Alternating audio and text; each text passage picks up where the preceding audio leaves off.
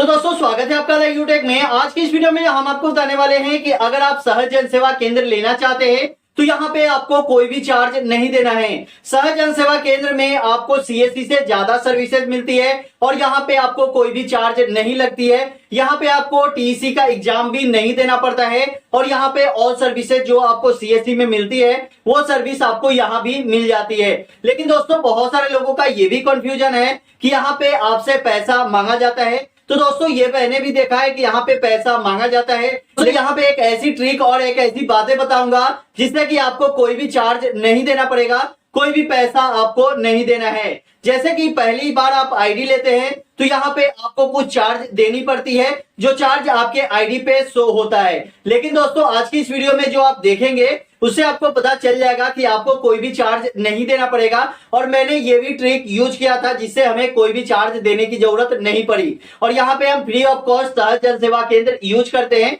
तो जैसा कि दोस्तों पता ही है कि मेरे पास सीएससी और सहज जन सेवा केंद्र दोनों की आईडी है। तो चलिए दोस्तों पूरी प्रोसेस आपको बताते हैं कि सहज जन सेवा केंद्र अगर आप लेना चाहते हैं तो यहाँ पे कोई भी चार्ज दिए बिना आप सहज जन सेवा केंद्र की ऑल सर्विसेज यूज कर सकते हैं। तो चलिए दोस्तों शुरू करते हैं। दोस्तों आपको गूगल पे आ जाना है और यहाँ पे सिर्फ सर्च करना है सहज। ठीक है, सहज जैसे ही आप सर्च करेंगे तो आपके सामने सहज की बहुत सारी वेबसाइट आपको शो हो जाएगी। यहाँ पे आपको कोई भी वेबसाइट नहीं क्लिक करना है। यहाँ पे फर्स्ट वाला जो वेबसाइट है retail.sahaj.co.in, तो यहाँ पे यही वेबसाइट पे क्लिक करना है। ये सहज की ऑफिशियल वेबसाइट है, यहीं पे आपको क्लिक कर देनी है। यहाँ पे क्लिक करेंगे तो यहाँ पे आपसे लॉगिन एंड पासवर्ड पूछेगा।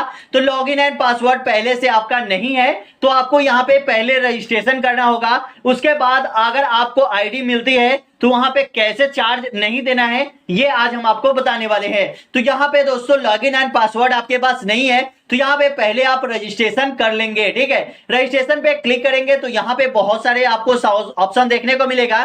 तो यहाँ पे आपको न्यू रजिस्ट्रेशन पे क्लिक कर देना है। न्यू रजिस्ट्रेशन पे जब आप क्लिक करेंगे तो यहाँ पे फर्स्ट में ही आपको यहाँ पे देखने को मिल जाएगा। यहाँ पे आप देख सकते हैं कि do not pay cash anybody to available any service for सहज।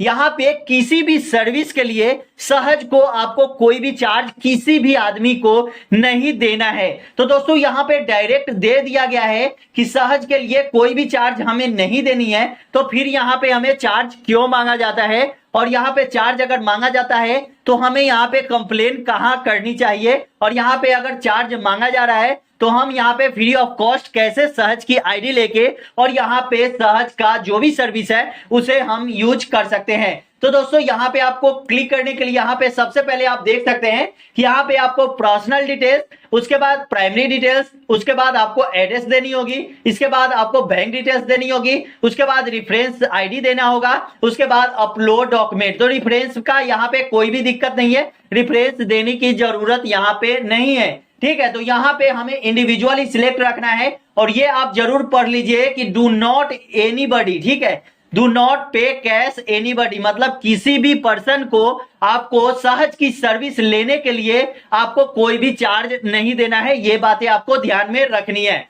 दोस्तों बहुत सारे लोग ये भी बोलेंगे कि अगर यहाँ पे अंदर में पैसा मांगा जाता है, आईडी चालू करने के लिए पैसा मांगा जाता है तो इसके लिए आपको क्या करना पड़ेगा। तो चलिए दोस्तों यहाँ पे पहले आपको इंडिविजुअल ही सिलेक्ट रखना है। अगर आप बिजनेस करना चाहते हो तो बिजनेस, लेकिन लोग इंडिविजुअल ही सिलेक्ट रखते हैं। अगर आपको दुकान खोलना है तो इंडिविजुअल ही आप सिलेक्ट रखें। ठीक है, उसके बाद यहाँ पे आपको ऑप्शन बहुत सारे मिलेंगे। तो यहाँ पे आपको सहज मित्र ही रखना है क्योंकि यहाँ पे बहुत सारे ऑप्शन आपको देखने को मिल जाएगा। जैसे कि सीएससी में बहुत सारे ऑप्शन देखने को मिल जाता है। रजिस्ट्रेशन करने जब आप जाते हैं तो वहां पे आपको सीएससी भीरेली ही आपको रखना पड़ता है, तब आपको टीसी नंबर देना पड़ता है। लेकिन यहाँ आपको सहज मित्र अगर डालेंगे टीसी नंबर देने की जरूरत नहीं है। तो दोस्तों यहाँ पे हमें अर्बन डालना है क्योंकि अगर हम अर्बन से है मतलब हम शहरी क्षेत्र से हैं तो अर्बन डालना है। अगर हम ग्रामीण क्षेत्र से हैं तो हमें रूरल डालना होगा। तो यहाँ पे हम अर्बन डालते हैं, उसके बाद कंटिन्यू पे हम क्लिक करते हैं। कंटिन्यू पे क्लिक करने के बाद आपको नीचे आ जानी है। नीचे आने के बाद यहाँ पे आपको फोन नंबर मांगा जाएगा, जो आपका मोबाइल नंबर है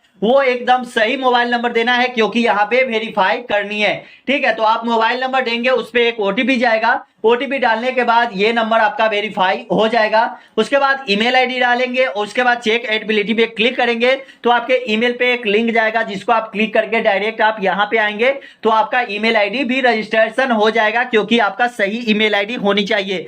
जैसे ही आईडी आपका क्रिएट होगा तो आपके ईमेल आईडी पे ही मैसेज जाता है। उसके बाद यहाँ पे व्हाट्सएप नंबर और कोई अदर नंबर आपको यहाँ पे देना पड़ेगा, तो कोई नंबर देने की जरूरत नहीं है, यहाँ पे ऑप्शनल दिया गया है, तो कुछ भी यहाँ पे देने की जरूरत नहीं है। अब दोस्तों यहाँ पे आपको पैन कार्ड अपलोड करनी है, तो जो भी आपका पैन कार्ड है वो पैन कार्ड आप यहाँ पे क्लिक करके अपलोड कर सकते हैं। पहले हम वेरीफाई मोबाइल नंबर करेंगे, उसके बाद पैन कार्ड अपलोड कर देंगे। जो भी आपका पैन कार्ड पे नंबर है, आपका पैन कार्ड नंबर, वो पैन कार्ड नंबर आप यहाँ पे डाल देंगे। यहाँ पे मिस्टर एंड मिसेज जो भी है वो आपको यहाँ पे डाल देनी है। उसके बाद यहाँ पे नीचे आना है, नीचे पे आपको सिलेक्ट करना है। उसके बाद फर्स्ट नेम, मिडिल नेम और यहाँ पे लास्ट नेम देनी है। तो यहाँ पे हमारा मुकेश कुमार राज है, तो यहाँ पे हम मुकेश डालेंगे, यहाँ पे कुमार डालेंगे, यहाँ पे राज डालेंगे। अगर हमारा डायरेक्ट मुकेश कुमार है तो यहाँ पे फर्स्ट में मुकेश और लास्ट में कुमार डाल देना है। उसके बाद डेट ऑफ बर्थ हमें डाल देनी है, तो जो भी हमारा डेट ऑफ बर्थ है वो डेट ऑफ बर्थ हम यहाँ पे डाल देते हैं। उसके बाद हमें यहाँ पे जेंडर डाल देनी है, तो जो भी हमारा जेंडर है, मतलब मेल फीमेल जो भी है वो जेंडर हमें यहाँ पे डाल देना है। उसके बाद यहाँ पे मेडिकल स्टेटस डालना है कि आपकी शादी हो चुकी है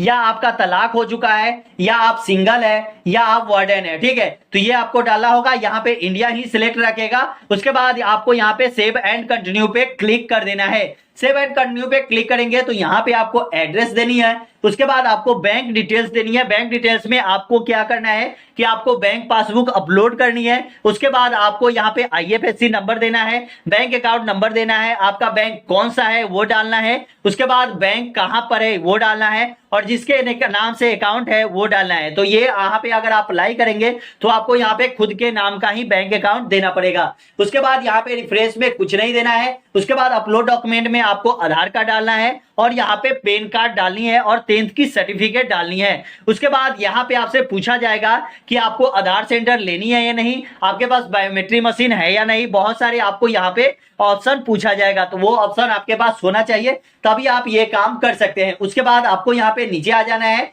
और यहाँ पे नीचे में आप अगर आएंगे तो यहाँ पे अब आपसे पूछा जाएगा कि आपको यहाँ पे जब आईडी मिल जाती है, पहले आईडी लेने के लिए आपको क्या करना पड़ेगा, ये बात ध्यान रखिए। पहले आपको आईडी लेने के लिए यहाँ पे आपको कॉन्टेक्ट अस पे क्लिक करना पड़ेगा। कॉन्टेक्ट अस पे क्लिक करेंगे तो यहाँ पे आपको सहज कॉल सेंटर पे क्लिक करना होगा। उसके बाद आपको मोबाइल नंबर भी मिल जाएगा, यहाँ पे support@सहज.co.in। तो यहाँ पे भी आप बता सकते हैं कि मैंने सहज के लिए अप्लाई किया है, मेरा रेफरेंस नंबर ये है। उसके बाद वो आपकी जो आईडी है वो 24 घंटे में आपका क्रिएट हो जाता है। ठीक है, मतलब आपको सीएससी के लिए जैसा आपको 1 साल 2 साल 6 महीना आपको वेट नहीं कराया जाता है, आपको यहाँ पे एक दिन के अंदर में ही, आपका 24 घंटे के अंदर में ही आपकी आईडी क्रिएट हो जाती है। हमारा भी 24 घंटे के अंदर में ही आईडी क्रिएट हो गई थी। इनके भी डीएम होते हैं, एरिया मैनेजर होते हैं। ठीक है, तो उससे भी आप बात कर सकते हैं। अब दोस्तों यहाँ पे जिन लोगों से पैसा मांगा जा रहा है कि आपको आईडी क्रिएट करने के लिए हमें इतना पैसा आपको देना पड़ेगा तब यहाँ पे आपकी आईडी क्रिएट होगी,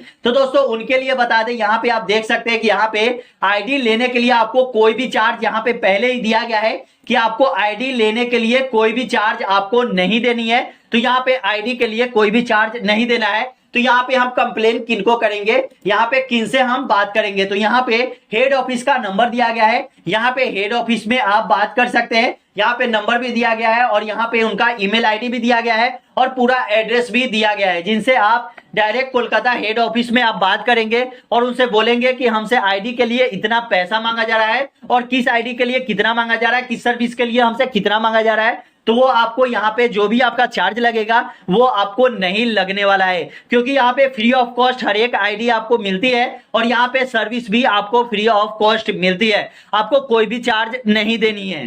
तो दोस्तों आप लोगों में से बहुत सारे हमारे भाई जो है वो पूरी वीडियो को नहीं देखते हैं, उन लोगों से इसलिए उतना पैसा मांगा जाता है और वो लोग बोलते हैं कि 3000 5000 या 10,000 मांगा जा रहा है। हमें कोई भी चार्ज नहीं लगा है, हमें फ्री ऑफ कॉस्ट आईडी मिली है और उनकी सभी सर्विसेज हमको फ्री ऑफ कॉस्ट मिलती है। दोस्तों यहाँ पे कुछ चार्ज लगती है, जैसे कि आपको सीएससी अगर लेते हैं तो उसमें रेलवे की एजेंट आईडी लेने के लिए आपको वहां पे 1000 रुपए लगता है। तो यहाँ पे आपको 1000 से 2000 रुपए चार्ज लगता है। लेकिन ये आपका रिफंडेबल होता है, आपको कोई भी चार्ज यहाँ पे नहीं लगता है। सीएससी पे आपको रिफंडेबल कोई भी चार्ज नहीं होती है, वहां पे जो भी चार्ज आपका लग जाता है वो चार्ज आपका लग जाता है, उसमें से कोई भी पैसा आपका वापस नहीं आने वाला है।